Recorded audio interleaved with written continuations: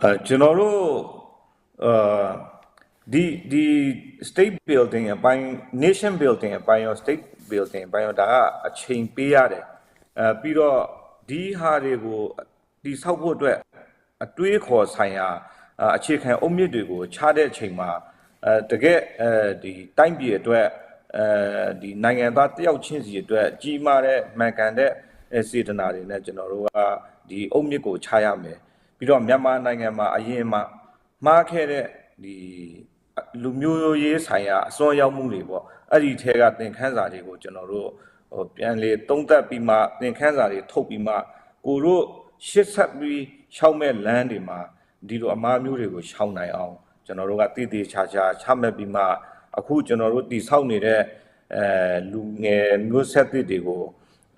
တေချာရှင်းပြပြီးရင်ဒီအတွေးခေါ်တွေကျွန်တော်တို့ရဲ့ဒီလူမျိုးပေါင်းစုံလွတ်မြောက်ရေးလူမျိုးကြီးငယ်မဟုကျွန်တော်တို့ဒီဒန်းလူမြတ်တာပြီးမှစီစီလုံးလုံးနဲ့အနာဂတ်ကိုတည်ဆောက်ရေးဆိုတဲ့ဟာတွေကိုတည်တည်ချာချာအသက်သွင်းပြီးမှပုံဖော်ဖို့ဟာတွေကိုလက်ဆင့်ကမ်းပြီးမှလုပ်ရမှာပါဒါကြောင့်ကျွန်တော်တို့ဒီရခိုင်အမျိုးသားတွေအနေနဲ့အဲ့ရတော့၎င်းမြန်မာ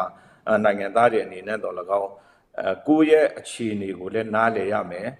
ကိုယ့်ရဲ့လက်ပကတိအခြေအနေကိုကမျက်မှောက်ပြုပြီးမှအရန်ကြီးမြင့်နေတဲ့ဟာတွေကိုမျော်မှန်းနေရင်လည်းကိုကလိုရာခီးကိုတော့နိုင်မှာမဟုတ်ဘူးဒါကြောင့်ကိုယ့်ရဲ့လက်ရှိအခြေအနေကိုသဘောပေါက်ပြီးမှ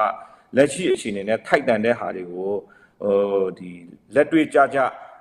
လှုပ်ဆောင်နိုင်မှပဲကျွန်တော်တို့လိုချင်တဲ့နေရာကိုတဖြည်းဖြည်းနဲ့စိတ်ရှည်ပြီးမှစီးလုံးစ조사တော့ရဖို့ကျွန်တော်ပြောချင်ပါတယ်